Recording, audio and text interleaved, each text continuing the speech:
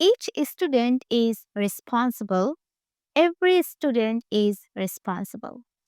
এই দুটো সেন্টেন্সের মধ্যে পার্থক্য কোথায়? এখানে ইচ এবং এখানে এভরি কেন? আমরা আমাদের দৈনন্দিন লাইফে ইচ অ্যান্ড এভরির অনেকগুলো সেন্টেন্স ব্যবহার করে থাকি, কিন্তু আমরা এখনো ইচ অ্যান্ড এভরির ব্যবহার নিয়ে অনেক বেশি কনফিউজড থাকি যে কখন আমরা ইচ বলবো, কখন আমরা এভরি বলবো, এবং ইচের ব্যবহার কিভাবে করতে হয়, এভরির ব্যবহার কিভাবে করতে হয়। আজকের ভিডিওতে ইচ অ্যান্ড এভরির ডিটেইলড ব্যবহার শিখাবো, যাতে নেক্সটে আমরা ভুল না করে সঠিকভাবে ইচ অ্যান্ড এভরির ব্যবহারটা করতে পারি। So hello everyone, assalamu alaikum. Welcome back to my YouTube channel English with Hasnaina. I hope you are doing well by the grace of Almighty Allah. Let's dive into the video. প্রথমে আমরা each এর ব্যবহার দেখব, সাথে each নিয়ে যে common mistakes গুলো আমরা করে থাকি সেটা নিয়ে আলোচনা করব। ইচ এর ব্যবহার হচ্ছে তিনটা, মূলত তিনটা নিয়মে আমরা ইচ ব্যবহার করে থাকি। আমি একটা একটা করে আপনাদেরকে শেখাবো। তার আগে বলে রাখি, ইচ মানে হচ্ছে প্রতিটি। যখন আমরা ইন্ডিভিজুয়ালি কাউকে বুঝাই, ইন্ডিভিজুয়ালি মানে হচ্ছে ওয়ান বাই ওয়ান, এক একজন করে যখন আমরা বুঝাই, তখন কিন্তু আমরা ইচ ব্যবহার করি। যেমন, প্রতিটি ছাত্রের আলাদা আলাদা করে একটি বই আছে। এখানে বোঝাচ্ছি যে প্রত্যেকটা ছাত্র আলাদা আলাদা করে একটা বইয়ের অধিকারী। তারা তাদের প্রত্যেকটা ছাত্রের কাছে একটা একটা করে বই আছে। এখানে আমরা ওয়ান বাই ওয়ান অথবা ইন্ডিভিজুয়ালি বুঝাচ্ছি, এর জন্য এখানে আমাদেরকে ইচ এর ব্যবহার করতে হবে। কিন্তু ইচ এর ব্যবহার আমরা কিভাবে করব সেটা আগে শিখি। রুলস নাম্বার ওয়ান, আমরা ইচ এর সাথে সবসময় সিঙ্গুলার নাউন ব্যবহার করতে পারি অ্যান্ড দেন সিঙ্গুলার ভার্ব ব্যবহার করতে পারি। ইচ, ইচ এর পর সবসময় আমাদেরকে সিঙ্গুলার নাউন ব্যবহার করতে হবে। আমরা কখনো প্লুরাল নাউন বা প্রোনাউন ব্যবহার করতে পারি না। আমরা বলতে পারি ইচ স্টুডেন্ট। ইচ স্টুডেন্ট, এখানে কি হবে? সিঙ্গুলার নাউনের ব্যবহার হবে and then singular verb. Each student has. Each student has a book. Has a book. Okay, প্রতিটি প্রশ্ন অনেক কঠিন ছিল। প্রতিটি প্রশ্ন বলতে হচ্ছে এক এক করে, ওয়ান বাই ওয়ান, প্রত্যেকটার কথা বলা হচ্ছে এক এক করে। সেক্ষেত্রে আমাদের এখানে ইচ এর ব্যবহার করতে হবে। আমরা বলতে পারি ইচ, ইচ কোশ্চেন। এখানে কিন্তু আমরা এভাবে বলবো না, ইচ কোশ্চেন্স কখনো প্লুরাল নাউন হবে না, সবসময় সিঙ্গুলার নাউন হবে অ্যান্ড দেন সিঙ্গুলার ভার্ব হবে। ওকে, ইচ কোশ্চেন ছিল, তাহলে কি হবে? ওয়াজ। Was difficult. তার পরের রুলসটা হচ্ছে, যখন আমরা ইচ অফ এর ব্যবহার করব, আমি এখানে শর্ট করে লিখে দিই তাহলে আপনাদের বুঝতে সুবিধা হবে। যখন আমরা ইচ অফ এর ব্যবহার করব, তখন কিন্তু আমরা সব সময় প্লুরাল নাউনের ব্যবহার করতে পারি, কিন্তু আমাদের ভার্ব সব সময় কি হবে? সিঙ্গুলার ভার্ব থাকবে। সব সময় সিঙ্গুলার ভার্বেরই কিন্তু ব্যবহার হবে। গাড়িগুলো প্রত্যেকটাই দামি। প্রত্যেকটাই বলতে এখানে বোঝানো হচ্ছে একটা একটা করে সব গাড়িটাই দামি। ওকে, এখানে ওয়ান বাই ওয়ান ইন্ডিভিজুয়ালি কথা বলা হচ্ছে, ইন্ডিভিজুয়াল বোঝাচ্ছে আমরা। সেক্ষেত্রে আমরা বলতে পারি each, each of, each of the cars. Each of the cars, এখানে কি হবে? কার্স হবে, কারণ এখানে আমরা ইচ অফ যদি ব্যবহার করি, তারপর কিন্তু আমাদের সবসময় প্লুরাল নাউন ব্যবহার করতে হবে। ইচ অফ দ্য কার্স, কিন্তু ভার্ব কি হবে? সিঙ্গুলার হবে। দামি, তাহলে কি হবে? Is expensive. তোমাদের প্রত্যেকেরই একটি সুযোগ আছে। তোমাদের প্রত্যেকেরই, প্রত্যেক মানে কি এখানে বোঝানো হচ্ছে এক একজন করে। ধরুন একটা রুমে ১০ জন ব্যক্তি আছে, ১০ জন ব্যক্তির কাছে একটা একটা একটা করে সুযোগ আছে। তখন এখানে আমরা ইচ এর ব্যবহার করব। আমরা বলতে পারি each of you. Each of you, কিন্তু ভার্ব কি হবে? সবসময় সিঙ্গুলার হবে। এজন্য কি হবে এখানে? Has. Each of you has an opportunity. Okay, আমরা ইচ ওয়ার্ডকে একটা মডিফায়ার হিসেবে ব্যবহার করতে পারি। যেমন, ওরা প্রত্যেকে আলাদাভাবে উত্তর দিয়েছে। এই সেন্টেন্সটাকে আমরা এভাবে বলতে পারি, দে, দে each.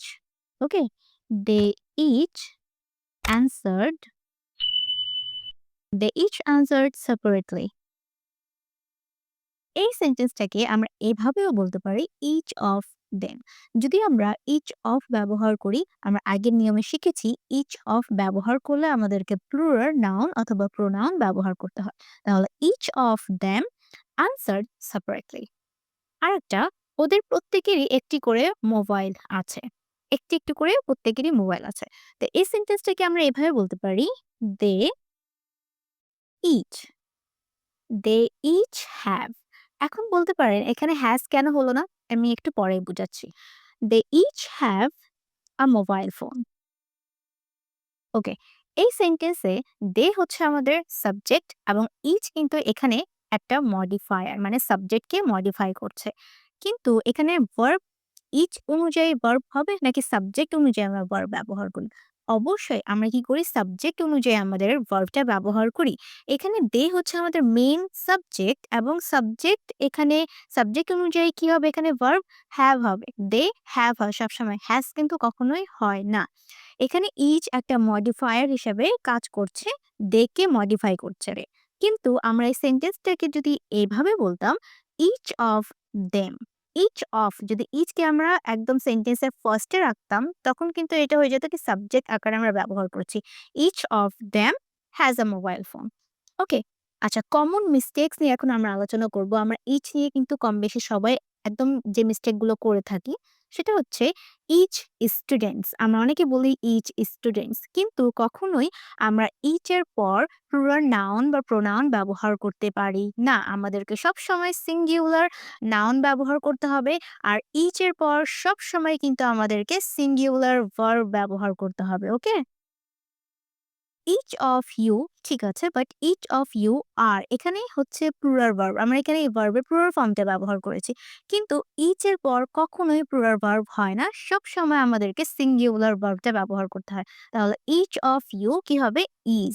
Each of you is. তারপর ইচ পিপল, আমরা অনেক সময় ইচ পিপল বলি। ইচ পিপল কখনোই হবে না। বলতে হবে each person. Okay? Each person মানে হচ্ছে প্রত্যেকেরই ইন্ডিভিজুয়াল একজন করে ব্যক্তি।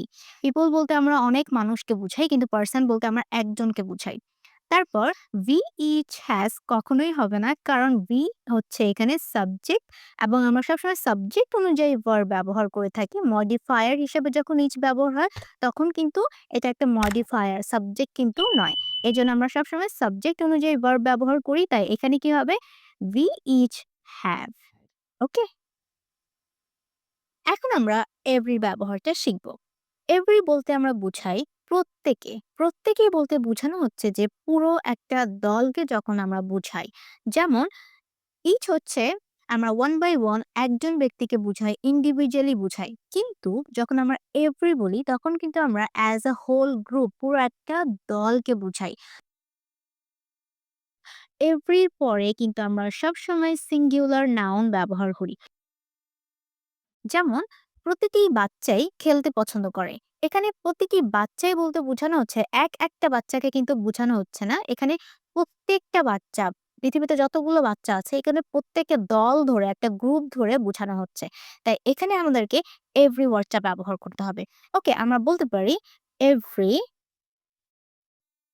এভরি এখানে চিলড্রেন হবে না, এখানে হবে চাইল্ড। এভরি চাইল্ড, কারণ এখানে সিঙ্গুলার নাউনের ব্যবহার করতে হবে।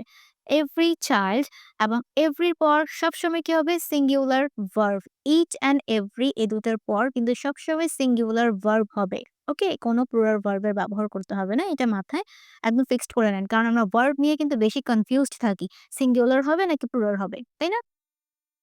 Likes playing. ওকে?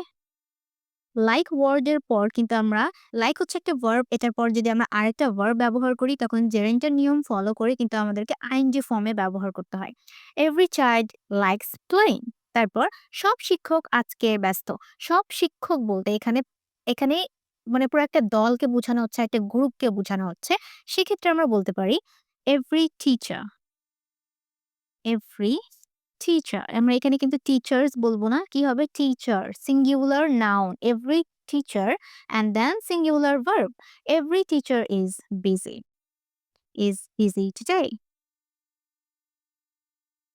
প্রতি ৪ বছর অন্তর অলিম্পিক হয়। এখানে প্রতি ৪ বছর এখানে একটা নাম্বার নিয়ে কথা বলা হচ্ছে। আমরা যখন নাম্বার নিয়ে কথা বলি মানে প্রতি কতক্ষণ, দূরত্ব, সংখ্যা যখন আমরা বুঝাই, তখন কিন্তু আমরা এভরি প্লাস নাম্বারের একটা ব্যবহার করে থাকি। Every plus number. আর যদি এভরি প্লাস নাম্বার আমরা ব্যবহার করি, তার সাথে কিন্তু সবসময় কি হয়? প্লুরাল নাউন এর ব্যবহার করতে হয়। ওকে? যেমন প্রতি ৪ বছর অন্তর অলিম্পিক হয়। এই সেন্টেন্সটাকে আমরা এভাবে বলতে পারি, এভরি 4 ইয়ার্স দ্য অলিম্পিক। আচ্ছা, তারপর প্রতি ৬ মাস পর আমরা ট্যাক্স দেই। প্রতি ৬ মাস পর। তাহলে এটাকে কিভাবে বলতে পারি? এভরি ৬ হচ্ছে number, every 6 okay? Every 6 month. এখানে কি হবে? Every 6 months okay? আমরা এখানে কি করব? প্লুরালটা ব্যবহার করব। Every 6 months. আমরা ট্যাক্স দেই। we pay we pay the tax ওকে?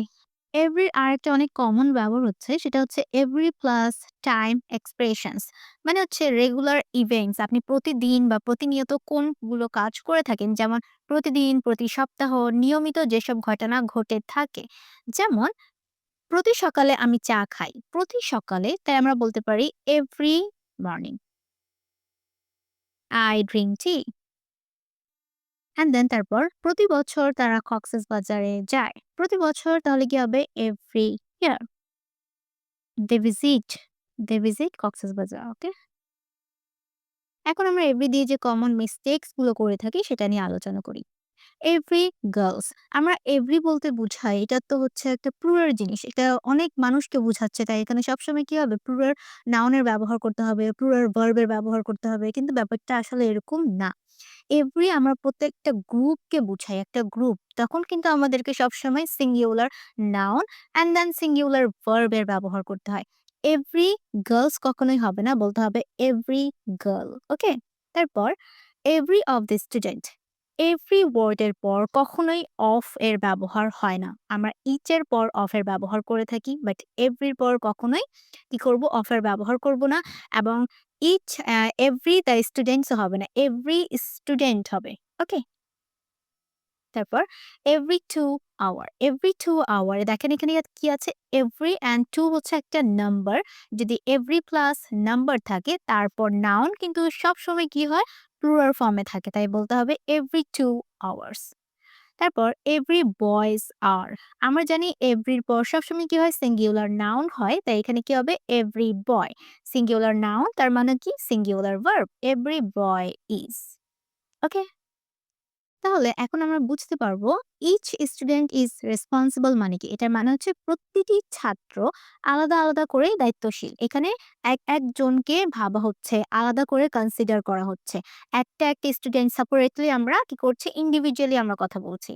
যদি বলি এভরি স্টুডেন্ট ইজ রেসপন্সিবল তার মানে হচ্ছে যে সব ছাত্র মিলিয়ে সবাই দায়িত্বশীল। সবাই একই রকম। সবার বৈশিষ্ট্য একই রকম। আমি পুরো দলকে বুঝাচ্ছি। তখন এভরি বলতে হবে। ওকে? আশা করছি আজকের এই ভিডিওর মাধ্যমে আমরা ইচ অ্যান্ড এভরির ব্যবহারটা ক্লিয়ার করতে পেরেছি। একটা জিনিস অবশ্যই মনে রাখবে, ইচ অ্যান্ড এভরির পর আমরা সবসময় সিঙ্গুলার ভার্ব ব্যবহার করি।